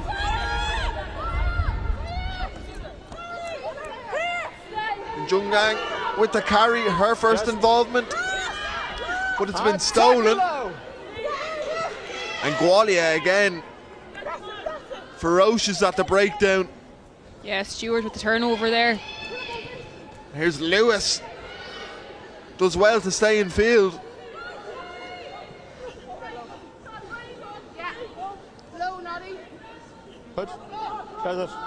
Loose But the ball. Wolfhounds have won it back.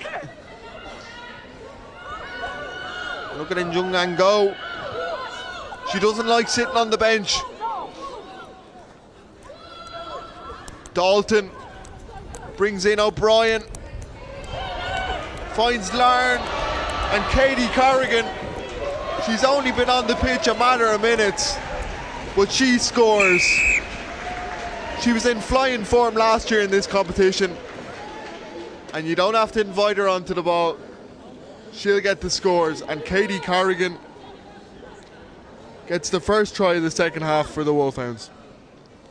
Yeah, you don't have to invite her, and it's much better from the Wolfhounds. I think we can see from the last few attacks that that's what they've been trying to do. They've identified that Gwalia really are going after that breakdown area. They're sending 2 or 3 bodies in to try poach every time, which leaves that space on the outside. The last attack, we just, unfortunately, Maeve Clenaghan, the ball just didn't go to hand. So I think that's possibly something that they identified at half time, and this time execution of skills just allows Katie Corrigan to go in over the line.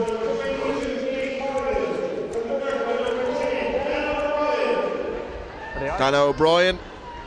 Perfect. Good from the tee. Best again, yeah?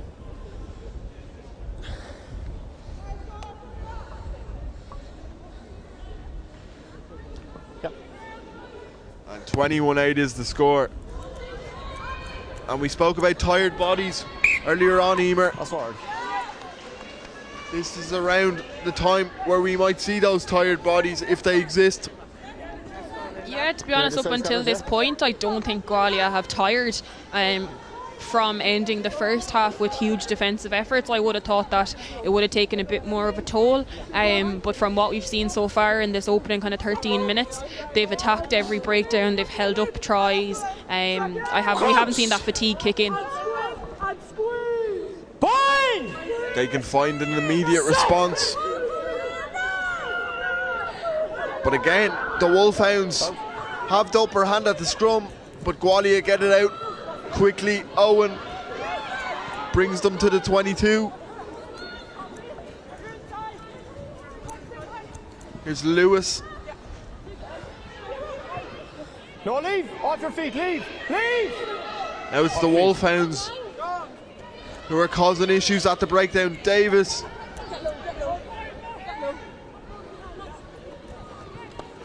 But the Wolfhounds defence is well set here.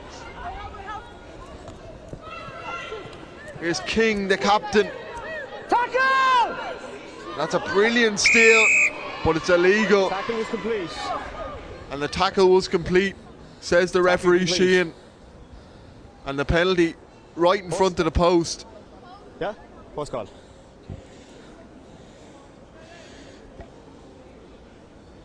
Caris Hughes fancies her chances from this distance, and they'll go for the 3.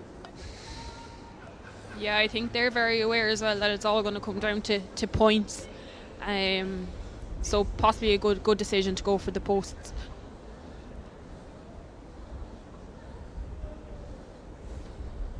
Bonus points also crucial in this competition. Every point matters.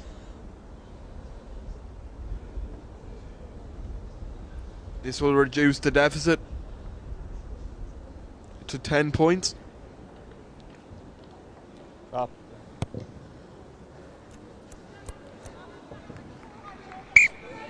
But it wasn't clean, and a missed opportunity for Gwalia.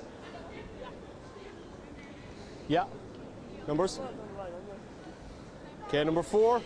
4. I think there's a few substitutions coming, so this will just inject a bit of fresh legs into both sides. Alma Atagaman, I think, coming on for Fiona Tute in second row.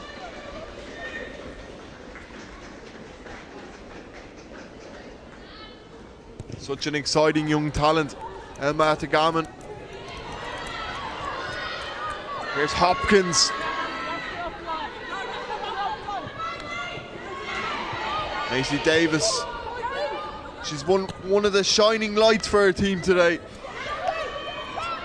And Gwalia working their way into the 22 on the edge of it.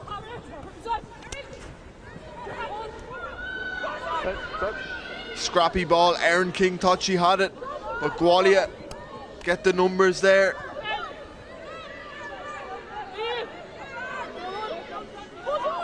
Here's Pers to Davis, but this time she's met with a solid tackle.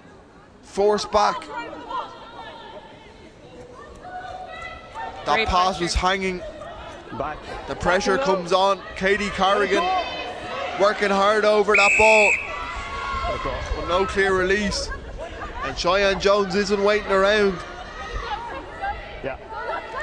She gets on her bike. Let it go, let it go. Yeah. But again, discipline, an issue 22, for 22, the Wolfhounds. 22.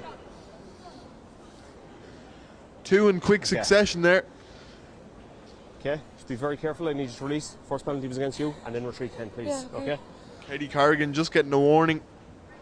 Yeah, and they will have to be careful. You know, the ref is keeping track of all these, and if it comes down to it, you need to have 15v15 on the pitch. It's incredibly hard, particularly in the second half when fatigue is kicking in, to be trying to defend 14v15. Go. Lily Terry is doing the throwing in at the line out now as well. Go.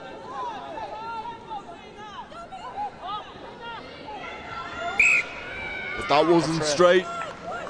Okay, option. Play another scrum. Scrum.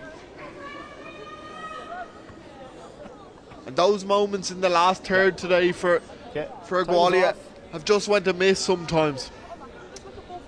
Yeah, I mean, I've been incredibly impressed by the pace that they've been playing at across the park. They've just been playing with such ferocity. I think perhaps maybe the changes in the pack when it comes to line out, they didn't seem to be wholly organised or even on the same page there.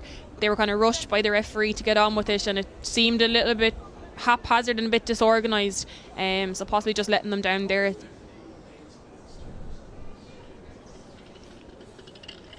Just over 20 minutes to go here.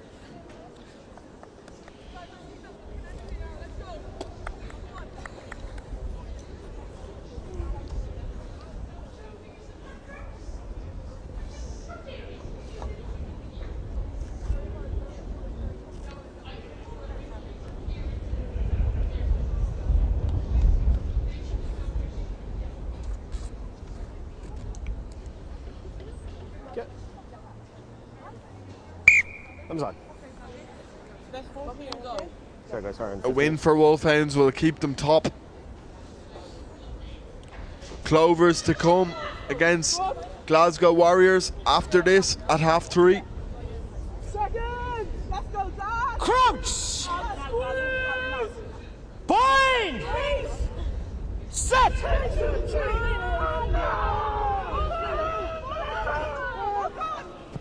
Hogan to Higgins, setting it up. Okay, let's pass back in. O'Brien into the hands of Lewis. I think Clean Cone covered there with the turnover. What a crucial turnover it was. I think there was three Gwalia Lightning players kind of set up there. And it gives O'Brien a chance to put the Wolfhounds in Gwalia territory, but she fails to make touch.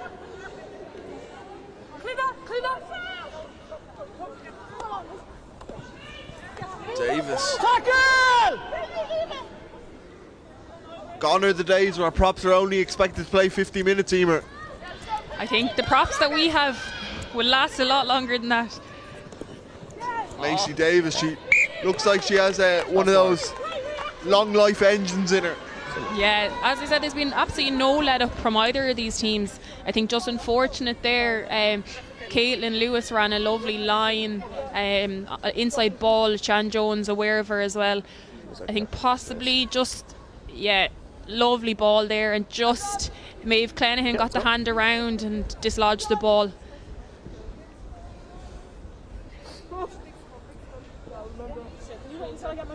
Okay. But these teams, you know, their desire to attack from anywhere and show these different moves and run these different lines, they're giving themselves the opportunities and the options, possibly, you know, small things or small executions or ball handling skills letting them down a tiny bit, but it just goes to show the intent they have. O'Brien sees a bit of land.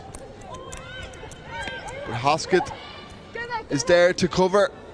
But Anna Doyle does really well. But Gwalia keep it in field. Hughes, she'll send it back.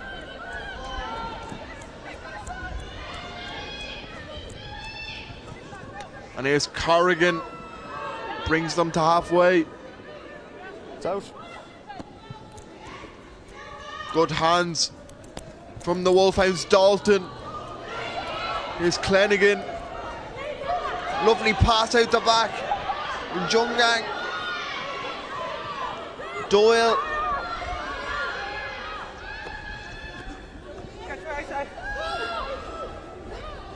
The Wolfhounds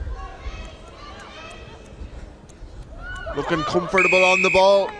But as I say that, crossing and the penalty comes for Gwalia. Yeah, I thought it was great support up until that point.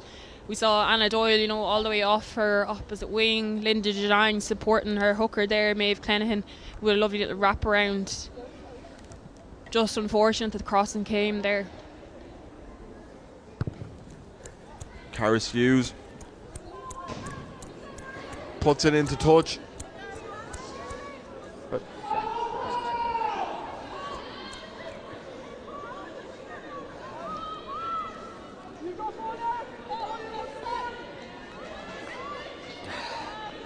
Terry on throwing duty. Lovely steal there by Aaron King. Aaron King nicks it. High shot there. O'Brien. Eve Higgins.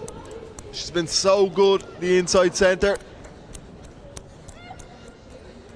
Hoskett does really well to get out of danger. Puts the dancing feet on. No leave. On the ball. Caris Hughes. Back to O'Brien. They'll exchange. Keep coming. Good. 11, yeah, good. Who's gonna blink first? Let's keep coming. 13.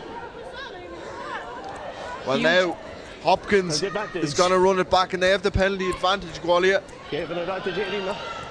Here's Greenway, but they're coming back for the penalty. Offside, no retreat. They were just trading blows there in the sky, just seeing who was gonna creak first. They were, yeah, and I think there was a huge gap in the middle when Gwalia got that last kick receipt. Sorry, 10. Sorry. I don't know, maybe the Wolfhounds had got a bit of a let off now that they've come back for that offside penalty.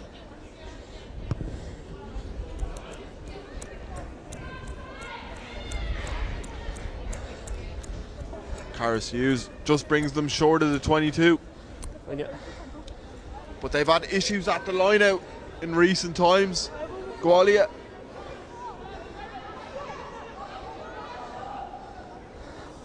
And it wasn't third time lucky. Another mistake, and the Wolfhounds pounce on it. No advantage. Not forward in the line out. And is that just down to the change at hooker? I think so. I mean, it's been scrappy since they've had those changes. I also think the Wolfhounds are just putting them under pressure. Aaron has had at least one steal, if not more, and the Wolfhounds have just competed in the right spots. So I think Gwalia are possibly trying to overcomplicate it to get a clean catch, but it's just resulting in a bit of confusion and then the overthrow. Crouch! Bind! Step! The referee isn't happy. We'll have a reset. Guys. Both front rows just coming down. Keep your feet underneath us. Mark, let's go, please. But there is one eye on the Six Nations with this as well, isn't there? Girls trying to fight their way into the conversation. There is, and girls are definitely building partnerships throughout this competition. On both sides. Yeah, 100%. And I don't think any spot for Six Nations squad is set in stone. These games are allowing players to put their hands up for selection, giving them an opportunity to showcase the partnerships they can build and the skills they have to offer. So it's a great opportunity for these players. Hogan. O'Brien tries to kick it away, but Gwalia get hands on and they can launch something here. Stewart. Knock on. That was a knock on. Yeah. And they'll come back for the scrum. Both teams looking a bit tired at the moment, Emer. Yeah, I think it's just all gone a little bit scrappy, to be honest. Is that fatigue? Is that kind of new combinations, new bodies coming in? Definitely a bit of eagerness. I guess Gwalia are desperate to get a few more points on the board as well. But I'd like to see both teams just kind of settle, get back to playing their own style. At the moment, it's a bit frantic. Crouch! Bind! Set!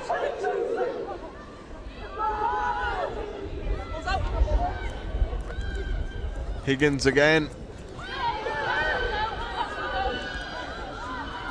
Huge overlap here if the Wolfhounds can. They look to ship it wide, but Gwalia do really well to get inside the passing channel.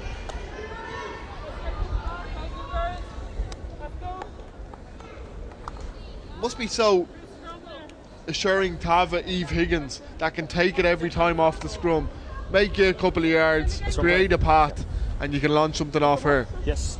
Yeah, she's an incredible player, and the experience that she has, is second to none.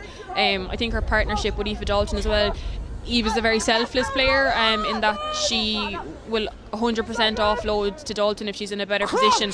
And we even saw last weekend Leah Tarpey getting a try off the back of Eve's work.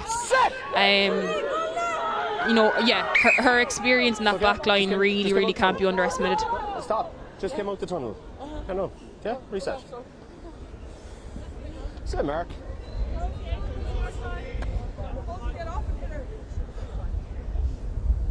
Round 7. Still 3 more rounds to go in this competition. And some games in round 5 that were meant to take place, but Storm A. Owen caused disruption. Crouch! Bind! Set! And if Gwalia could score now, could make things very interesting. That's fine. Don't leave, not on the ball, not on the ball. Leave 7. Need you clearly on the ball.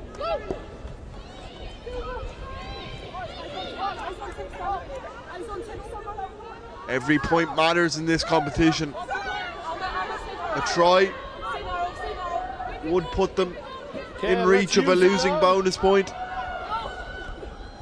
Ala Pers was so involved in the first half. Harris Hughes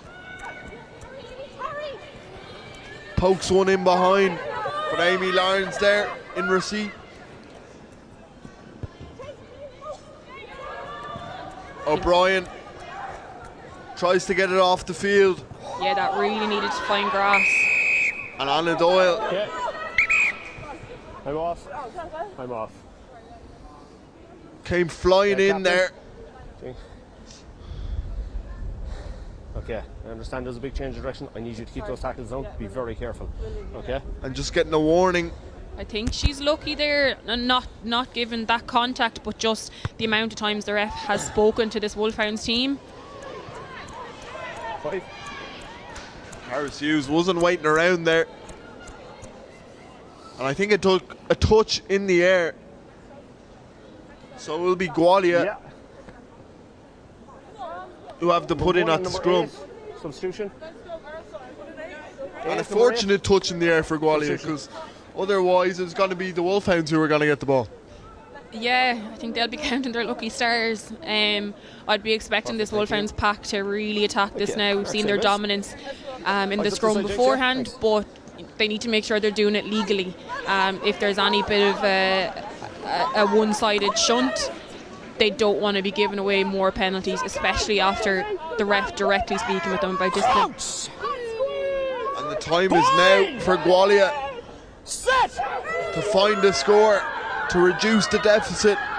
Hopkins off the back, classic number 8.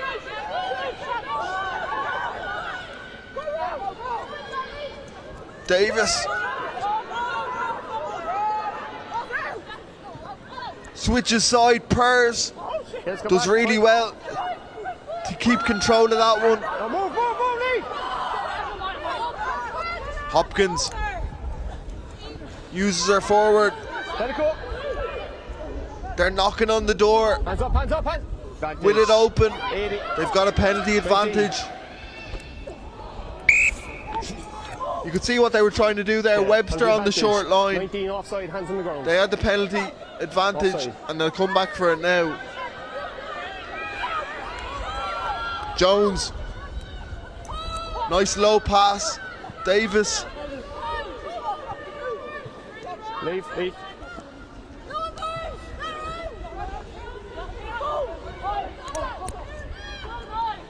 Will they find the key to unlock this defence? A la Pers.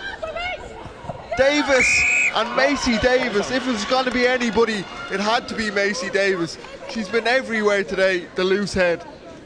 Yeah, and things are getting interesting now, Emer. She really has, and the pace she's injected onto the ball and the yards she's gained every time she's carried today has just been incredible for a player, you know, of her age. I've no doubt she's one we'll be seeing in the future for sure. Already a Welsh international, Macy Davis, and at 19 she's got plenty more caps ahead of her. Yeah, her work rate today has been exceptional, and just what I've been most impressed with is her dominance in the collision zone. All these players are exceptionally high standard, but she has just been so dominant and made a positive carry with every opportunity. And the kick would make it a 1-score game if Caris Hughes can knock it over.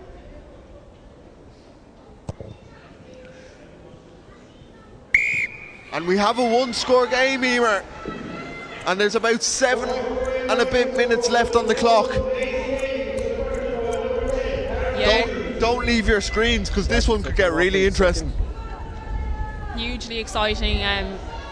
This Gwalia Lightning team are well used to their games kind of going down to the wire. You good? Okay. The Wolfhound squad need to be very careful with their discipline. They've already got a couple of warnings, but if they can stay in this zone for the next 7 minutes, either get score on the board or just roll down that clock.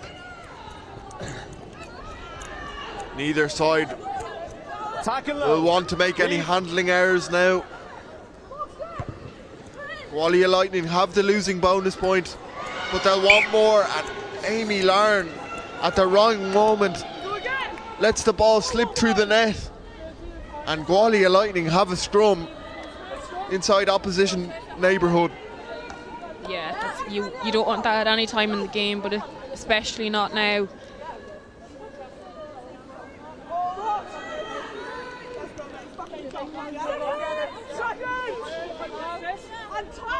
Crouch! Bind! Set! A lot of numbers lining to the right here for Gwalia Lightning off this scrum. Owen back to her out half.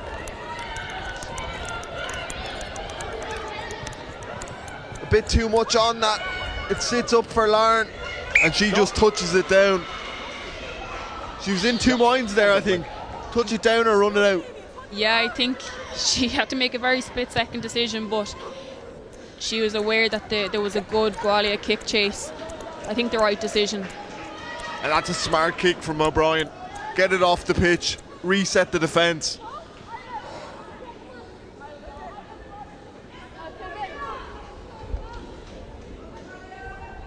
Well, we were talking off air earlier, Emer, that this could be a real cracker, and it's proving to be that.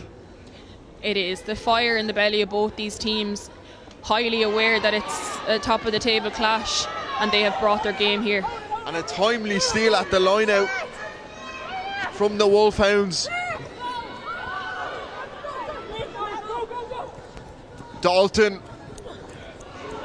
powers through the middle. Brings them up past halfway. O'Brien.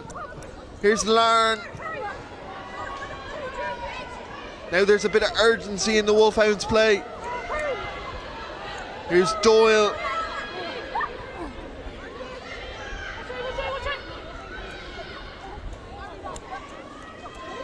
Come back.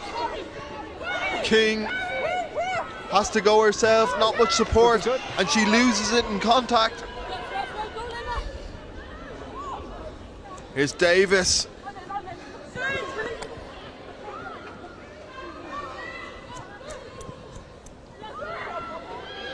Stewart.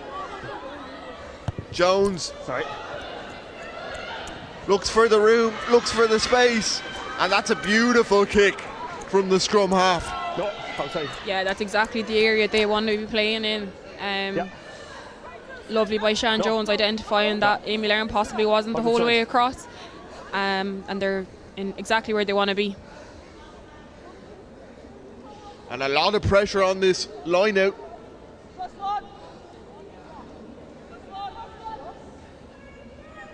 Flanagan has to find her target.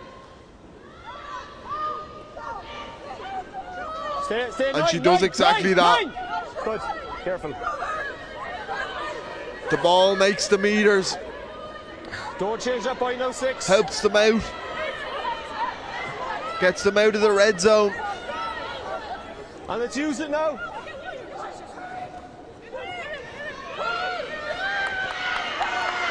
Okay. But they'll come back for the penalty. Never back on side. Gwalia might add a penalty of their own if there was an advantage in the back pocket there. Yeah, I thought there was hands on. Whether there was a clear lift, I don't know, but I think Eve Higgins was straight up there in the referee's ear about the We'll offside. take that. We'll take that. Scrum. Scrum Eve Higgins is like, remember that penalty, ref? We'll take that. We'll take that. Interesting decision. The Wolfhounds opt for the scrum.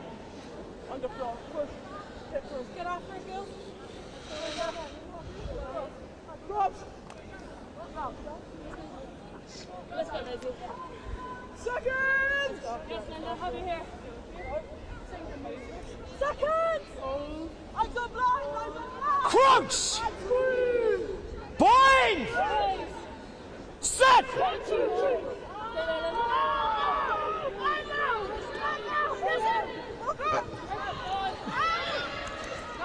Sorry. It seems like there's a lot left in this game, Emer, but we will need to hear your player of the match very soon. The pressure coming on at the breakdown, and Gwalia Lightning 6. On the ball. might have one last opportunity. Yeah, I think both these squads have put their hands up for player of the match. I think on the Gwalia Lightning team, you know, Shan Jones at 9 has impressed me hugely. I think she's distributed well. She's identified space well, got some good kicks for touch. Maisie Davis, how can we, you know, not put her in the mix as well? Great carries. On the Wolfhound side of things, I thought Eve Higgins and Aoife Dalton did very, very well. Their centre partnership, you know, Aoife Dalton ran some great lines. Eve Higgins defensively, distributing wise. But I think today Erin King impressed me the most. I think she's been involved in some crucial aspects of the game, and her turnovers have been great today. And that's a good take at the line out. And could Gwalia Lightning have the last say? Their maul is moving forward. Still going. Jones takes it out. Looking for an option. Has to bring it to ground.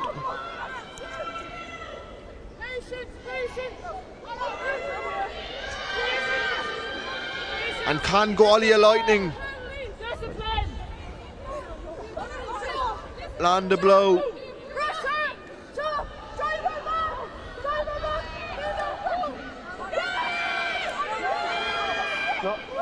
Calm heads is what Gwalia Lightning need right now. Hopkins. Front up rugby, keeping it simple. And Gwalia Lightning, is this their moment? Is this their time? Davis. Okay.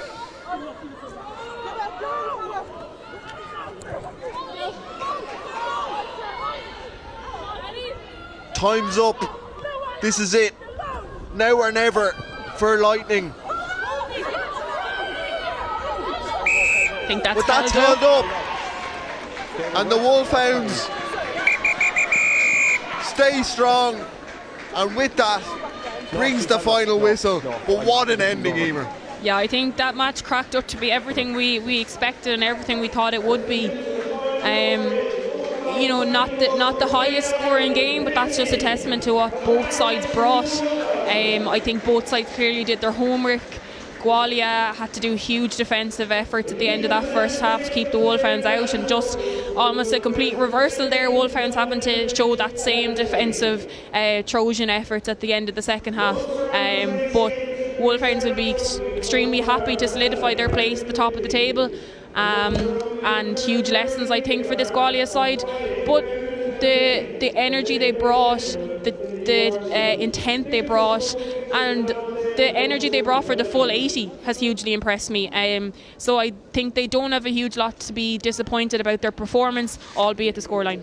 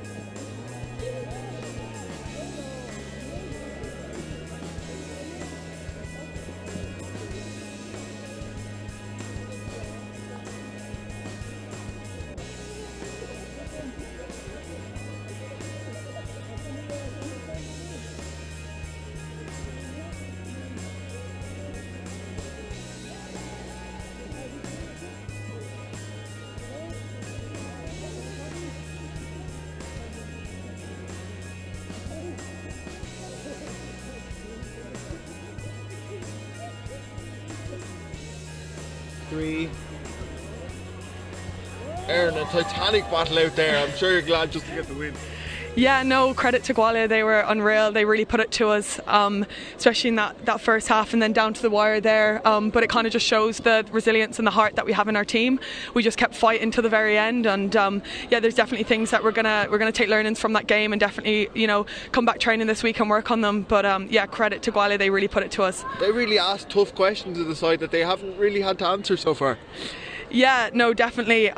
They're definitely a tough battle, and yeah, it was nice to go out and have a challenging game, and yeah, fair play to them. And I kind of knew we'd have it in the end. The credit to the girls, they just kept fighting, and yeah, we definitely have a lot of fight in our squad. So yeah.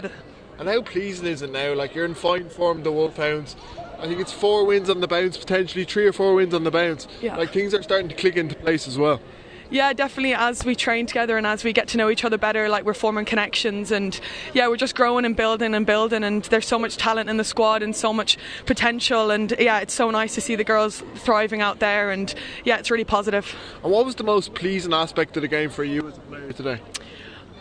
Personally, probably I've been working on my turnovers quite a bit. I came from 7, so the jackaling's a lot easier in that kind of form of the game. So yeah, I was happy to get a few jackals out there, but yeah, definitely a lot of work ons as well. Best of luck in the next game. Thank you very much. Cheers. Thank you. Thanks so much.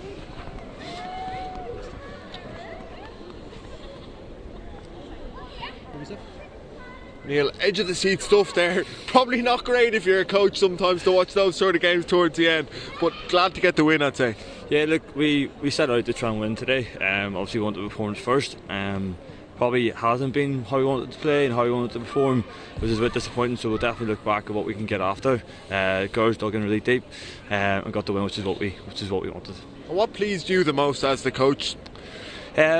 Probably look, we held up over the line 4 times, so we had some good attack times. I think from the half time when we talked what we needed to get after, the first 10 minutes we were very hard to compete with, and then we just kind of lost a bit of detail and shape and stuff, but we will revisit that. There were some serious players on the Gwalia side today as well. Macy Davis was really throwing herself around. Yeah, look, they got quality across the team, so we knew that was going to come out of this. We just need to be just a little bit better in certain areas of the game, especially our breakdown. And for you, it's moving on to the next job. Yeah, look, we'll revisit ourselves and we'll get after it again. Best of luck. Thank you very much. Cheers. Thank you. Can I ask you to do a quick favour for me? I left my...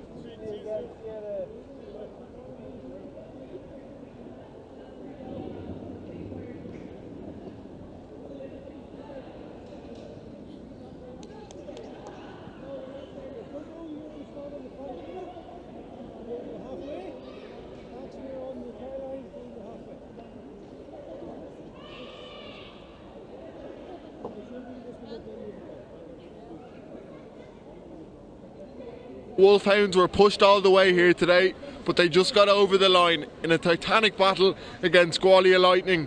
Up next, we've got another great game for you. It's the Clovers against the Glasgow Warriors. But from me and the team, that's all for today. We'll see you again soon.